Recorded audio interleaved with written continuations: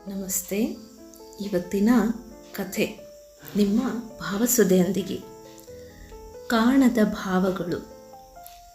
ಸಮಾಜಕ್ಕೆ ಕಾಣಿಸಿದ ಭಾವಗಳು. ಗಂಗಾವತಿ ಪಟ್ಟಣದಲ್ಲಿ ರಾಮಣ್ಣ ಎಂಬ ಬಡ ಕಾರ್ಮಿಕನಿದ್ದ.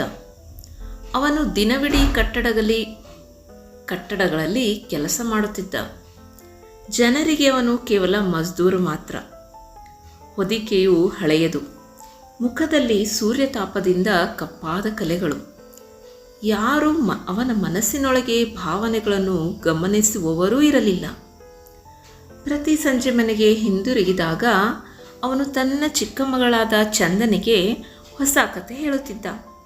ಶಾಲೆಗೆ ಹೋಗಲು ಅವಳು ಬಯಸುತ್ತಿದ್ದಳು.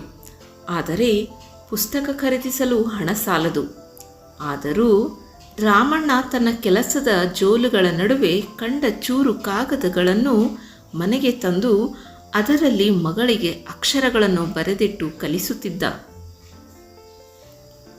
ಹೊರಗಿನವರಿಗೆ ಅವನು ಕೇವಲ ಕಾರ್ಮಿಕ. ಆದರೆ ಮನೆಯೊಳಗೆ ಅವನು ಶಿಕ್ಷಕ, ಕವಿ, ಕನಸುಗಳನ್ನು ಕಟ್ಟುವ ಶಿಲ್ಪಿ. ಅವನ ಕಣ್ಣಲ್ಲಿ ಸಮಾಜ ಕಾಣದ ಪ್ರೀತಿ, ಕಣ್ಣೀರಿನಲ್ಲಿ ತೋರುವ ನಿರೀಕ್ಷೆ, ನಗುವಿನೊಳಗೆ ಮಗುಚಿಕೊಂಡ ನೋವು, ಇವೆಲ್ಲವೂ ಸಮಾಜಕ್ಕೆ ಗೋಚರಿಸಲಿಲ್ಲ. ಒಂದು ದಿನ ಶಾಲೆಯಲ್ಲಿ ಅಪ್ಪ ಅಮ್ಮರ ದಿನ ಆಚರಣೆ ನಡೆಯಿತು. ಚಂದನ ತನ್ನ ಅಪ್ಪನನ್ನು ವೇದಿಕೆ ಮೇಲೆ ಕರೆದುಕೊಂಡು ಹೋದಳು.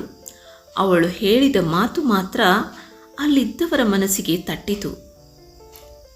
ಅದೇನೆಂದರೆ, ನನಗೆ ಶಿಕ್ಷಕಿಯಂತೆ ಅಕ್ಷರ ಕಲಿಸಿದವರು ನನ್ನ ಅಪ್ಪ, ನನಗೆ ಕನಸು ಕಾಣಲು ಶಕ್ತಿ ಕೊಟ್ಟವರು ಅವರೇ.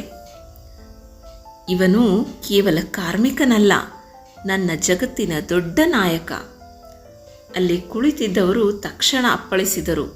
ಅಂದು ಮೊದಲ ಬಾರಿಗೆ ರಾಮಣ್ಣನ ಹೃದಯದ ಆಳದಲ್ಲಿ ಅಡಗಿದ್ದ ಭಾವನೆಗಳು ಸಮಾಜಕ್ಕೆ ಗೋಚರಿಸಿದವು. ಈ ಕಥೆಯ ಸಂದೇಶ: ಪ್ರತಿ ವ್ಯಕ್ತಿಯೊಳಗೂ ಸಮಾಜ ಕಾಣದ ಭಾವನೆಗಳಿರುತ್ತವೆ. ಅವನ್ನು ಅರ್ಥ ಮಾಡಿಕೊಳ್ಳುವ ಕಣ್ಣು, ಕಿವಿ, ಹೃದಯ ನಮಗಿರಬೇಕು. ಭಾವಸುದೆ. ಮತ್ತೆ ಹೊಸ ಕಥೆಯೊಂದಿಗೆ ಭೇಟಿಯಾಗೋಣ. ಧನ್ಯವಾದಗಳು.